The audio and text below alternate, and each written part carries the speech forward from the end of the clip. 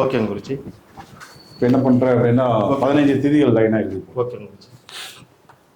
First திதிகளை வைத்து பார்க்கும்போது நம்ம என்ன தெரிஞ்சுக்கணும் அப்படின்னா மொத்தம் எத்தனை திதி இருக்குது அப்படிங்கிறத நல்லா தெரிஞ்சுக்கணும் நம்ம.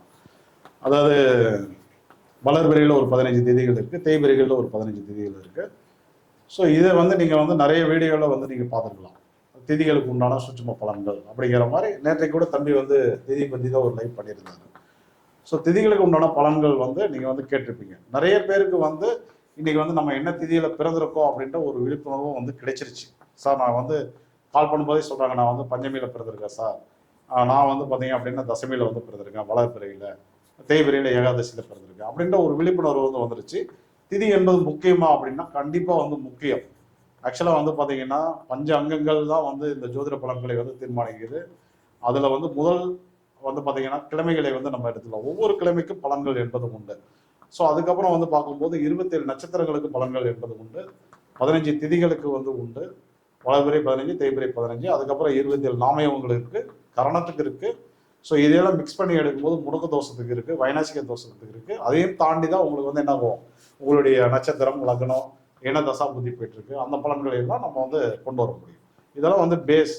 அப்போ திதிகளை வைத்து 2026 உண்டான பலன்களை துல்லியமாக சொல்ல முடியுமா அப்படின்னா நிச்சயமாக வந்து சொல்ல முடியும். அது உறுதியாக சொல்கிறேன் நான். இப்போ வந்து திதிகளை வந்து தம்பி வந்து எழுதி போட்டுட்டு இருக்காரு, அப்படியே வந்து படிச்சிரு. ஓகே குருஜி. மொத்தம் வந்து திதிகள் வந்து 15 இருக்குங்க. வளர்பிறையில் 15, தேய்பிறை 15ன்னு சொல்லுவோம். ஃபர்ஸ்ட் திதி வந்து பிரதமை திதி, 2வது திதி துவிதியை திதி, 3 வந்து திருதியை, 4 வந்து சதுர்த்தி, 5வது திதி பஞ்சமி, 6வது திதி சஷ்டி, 7வது திதி சப்தமி, 8வது திதி வந்து நம்ம அஷ்டமின்னு சொல்கிறோம், 9வது திதி வந்து நவமி, 10வது திதி வந்து தசமி, 11வது திதி வந்து ஏகாதசி, 12வது திதி வந்து துவாதசி, 13வது திதி வந்து திரையோதசி, 14வது திதி சதுர்தசி, 15வது திதி தேய்பிரியாக இருந்தால் அமாவாசை வரும், வளர்பிறையாக இருந்தால் பௌர்ணமி வரும். ஓகே, திதிகளை வந்து நம்ம வந்து பார்த்துட்டோம். நம்ம இப்போ இந்த எல்லா திதியிலும் பிறந்தவர்களுக்கு இந்த 2026 பாதிப்புகள் என்பது காட்டுதா? கப்படி போட்டாச்சு, போட்டாச்சுங்க. பாதிப்புகள் என்பது இருக்கா அப்படின்னா கண்டிப்பா வந்து கிடையாது. இதுல வந்து பிரதமையை டிக் பண்ணிடும். பிரதமையில் பிறந்தவர்களுக்கு பாதிப்பு கண்டிப்பா இருக்கு. ஸோ அப்புறம் வந்து துதியை இருக்கு, அங்க நம்பர்ல வந்து ஓகே குருஜி பண்ணிட்டு இப்படி தெளிவா. சரிங்க குருஜி. துதியையில் இருக்கு, திருதியைக்கு உண்டு. ஓகே குருஜி. அப்புறம் வந்து சதுர்த்திக்கு இருக்கு. ஓகே குருஜி. சப்தமிக்கு இருக்கு. ஓகே குருஜி. ஏகாதசி அடுத்தது. ஓகே குருஜி. அடுத்தது வந்து துவாதசி. ஓகே. அடுத்தது வந்து சதுர்தசி. ஓகே குருஜி. மொத்தம் வளர்பிறை தேய்பிறைன்னு எடுக்கும்போது நமக்கு வந்து 30 திதிகள் வந்து கிடைக்கும். இதுல நீங்க வந்து வளர்பிறையாக இருந்தாலும் தேய்பிறையாக இருந்தாலும் மொத்தம் வந்து பாத்தீங்கன்னா 16 திதிகளில் நீங்கள் வந்து பிறந்திருந்தீங்க அப்படின்னா, இப்போ பிரதமை வளர்பிறை தேய்பிறை, துதியை வளர்பிறை தேய்பிறை, திருதியை வளர்பிறை தேய்பிறை, சதுர்த்தி வளர்பிறை தேய்பிறை, சப்தமி வளர்பிறை தேய்பிறை, ஏகாதசி வளர்பிறை தேய்பிறை, துவாதசி வளர்பிறை தேய்பிறை, சதுர்தசி வளர்பிறை தேய்பிறை, இந்த திதிகளில் நீங்கள் பிறந்திருந்தீங்க அப்படின்னா கண்டிப்பா வந்து பாதிப்புகள் என்பது இருக்கு.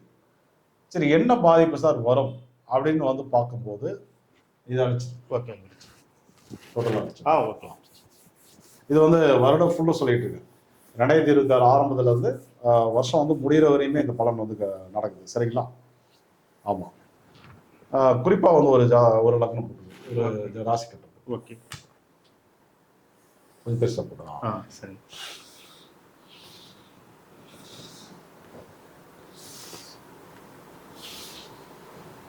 இந்த திதிகளில் நீங்க பிறந்திருந்து நீங்க எந்த நட்சத்திரத்தில் பிறந்திருந்தாலும் எந்த லக்னத்தில் பிறந்திருந்தாலும் பாதிப்பு என்பது உண்டு. அதுல கூடுதலா யாருக்கு பாதிப்பு அப்படின்னு கேட்டீங்கன்னா, இப்போ வந்து மிதுன லக்னம், மிதுன ராசி, மிதுன ராசி, மிதுன லக்னம், மிதுன ராசி, மிதுன லக்னம், அடுத்து வந்து கடகராசி, கடக லக்னம். கட் பண்ணிட்டேன், நான் பார்த்துருக்கேன். கடகராசி, கடக லக்னம். அடுத்து வந்து சிம்ம ராசி, சிம்ம லக்னம். கிட்டத்தட்ட 308 பேர் பார்த்துட்டு இருக்கீங்க. எல்லாருமே வீடியோ டபுள் டேப் பண்ணி லைக் பண்ணிட்டு. அடுத்து வந்து கன்னி ராசி, கன்னி லக்னம். உங்களோட நண்பர்கள் மற்றும் உறவினர்களுக்கு ஷேர் பண்ணுங்க. துலாம் ராசி, துலாம் லக்னம். அடுத்து வந்து விருச்சிக ராசி, விருச்சிக லக்னம். ஓகேவா? ஓகே குருஜி. மிதுனம், கடகம், சிம்மம், கன்னி, துலாம், விருச்சிகம். ஓகே குருஜி. கரெக்டா வந்து சரிபதியே பிரியுது. மிதுனத்துல இருந்து உங்களுக்கு வந்து விருச்சிகம் வரை நீங்கள் வந்து அதில் வந்து ராசியில் பிறந்திருந்தாலும் சரி, லக்னத்தில் பிறந்திருந்தாலும் சரி, உங்களுக்கு கூடுதல் பாதிப்பு திதி தோஷத்தால் ஏற்படுகிறது என்பது உறுதி. என்ன பாதிப்பு வரும் அப்படின்ற ஒரு கேள்வி வரும்போது அங்கே என்ன நடக்குது அப்படின்னு கேட்டிங்கன்னா, குறிப்பாக வந்து திருமண வாழ்க்கையில தான் வந்து மெயின் பாதிப்பு வந்து ஆக்டிவேட் ஆகுது. திருமண வாழ்க்கை அப்படின்னு வரும்போது கல்யாண முயற்சிகள் எடுப்பவர்களுக்கு அதில் வந்து தடைகள் குழப்பங்கள் என்பது உருவாகும்னு எடுத்துக்கணும். ஏற்கனவே கல்யாணம் ஆயிடுச்சு சார் அப்படின்னா அந்த வாழ்க்கையில கருத்து வேறுபாடுகள் பிரச்சனைகள் என்பது ஆக்டிவேட் ஆகுது அப்படிங்கிறத புரிஞ்சுக்கணும். அப்போ கல்யாண முயற்சியில் இருப்பவர்களுக்கு கல்யாணம் நடக்காமல் தடைகள் வந்து உருவாகும். கல்யாணம் ஆனவர்களுக்கு ஆன நபருடன் கருத்து வேறுபாடுகள் உருவாகும் அப்படின்னு நம்ம வந்து எடுத்துக்கணும். அதை மெயின் பலன் மெயினாக வந்து திதி தோஷத்தால் இந்த 2026 இந்த பாதிப்பு தான் வந்து கடுமையாக காட்டுது நமக்கு.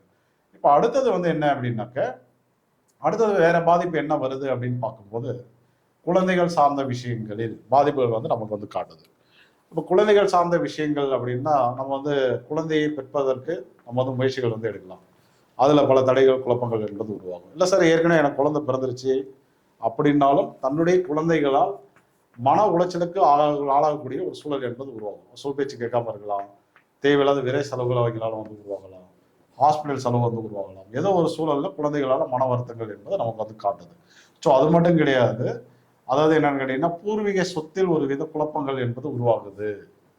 பூர்வீக சொத்தில் வந்து குழப்பங்கள், காதல் சம்பந்தப்பட்ட பிரச்சனைகள், உணவு சம்பந்தப்பட்ட உபாதைகள், உணவு ஒத்துக்காம பல பிரச்சனைகளை வந்து உருவாக்குறது, தன்னை சுற்றி உள்ள பெண்கள் வழியில வந்து ஒரு வித குழப்பங்கள் வந்து உருவாகிறது, அந்த மாதிரி சிம்டம்ஸ் வந்து காட்டுது. தகவல் தொடர்பு கம்யூனிகேஷன்ல பாதிப்புகள், பத்திரப்பதிவுகள் அது மாதிரி எடுத்துக்கலாம். நீங்க தேவையில்லாத சண்டைகள், வெட்டுக்குத்துகள் அந்த மாதிரி நடக்கலாம்.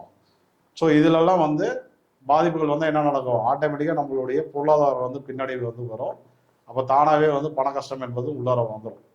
ஸோ இதெல்லாம் வந்து என்ன நடக்குது, இப்போ யாருக்கு 15 வளர்பிறை 15 தேய்பிறையில் குறிப்பாக வந்து பார்த்தீங்கன்னா பிரதமை வளர்பிறை தேய்பிறை, துதியை வளர்பிறை தேய்பிறை, திருதியை வளர்பிறை தேய்பிறை, சதுர்த்தி வளர்பிறை தேய்பிறை, சப்தமி வளர்பிறை தேய்பிறை, ஏகாதசி வளர்பிறை தேய்பிறை, துவாதசி வளர்பிறை தேய்பிறை, சதுர்தசி வளர்பிறை தேய்பிறையில் பிறந்திருந்தீங்கன்னா இந்த பாதிப்பெல்லாம் இந்த வருஷம் காட்டுது. அது மட்டும் கிடையாது, மிதுன லக்னம் மிதுன ராசி, கடக லக்னம் கடகராசி, சிம்ம லக்னம் சிம்ம ராசி, கன்னி லக்னம் கன்னி ராசி, துலா லக்னம் துலா ராசி, விருச்சிக லக்னம் விருச்சிக ராசி, இதில் பிறந்தவர்களுக்கு அந்த பாதிப்புகள்லாம் கூடுதலாக இருக்கு அப்படிங்கிறத நீங்க வந்து புரிஞ்சுக்கணும்.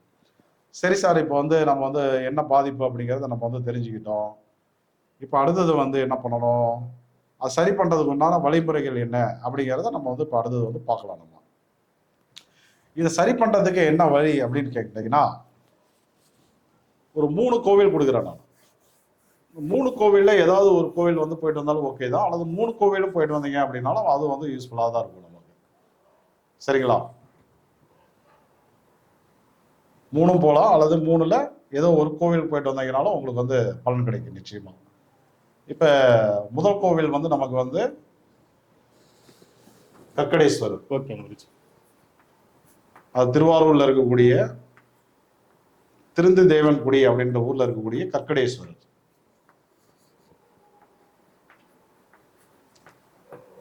அதாவது 15/6/2026 வரை பொதுவாகவே நீங்க வந்து இந்த திருந்து தேவன்குடியில் இருக்கக்கூடிய கற்கடேஸ்வரரை எல்லாருமே போய் தரிசனம் பண்றது ரொம்ப நல்ல விஷயம். அதனால வந்து உங்களுக்கு வந்து பலவிதமான தோஷங்கள் வந்து நிவர்த்தி அடையுது. ஒரு மல்டி பர்பஸ் அந்த கோவில் இந்த வருஷத்தை பொறுத்த வரையும். ஓகேங்களா? அடுத்தது வந்து என்னன்னா, ஸ்ரீ வாஞ்சியம் வாஞ்சிநாதர். ஸ்ரீ வாஞ்சியத்தில் இருக்கக்கூடிய வாஞ்சிநாதரை தரிசனம் பண்றது ரொம்ப நல்லது. குறிப்பிட்ட திதியில் பிறந்தவர்கள், குறிப்பிட்ட ராசி லக்னத்தில் பிறந்தவர்கள் ஸ்ரீ வாஞ்சியம் போயிட்டு வந்தீங்க அப்படின்னாலும் இந்த பாதிப்புகள் வந்து விலக ஆரம்பிச்சிடும். 3வது கோவில் வந்து வைத்தீஸ்வரன் கோவில், மயிலாடுதுறை வைத்தியநாதர்.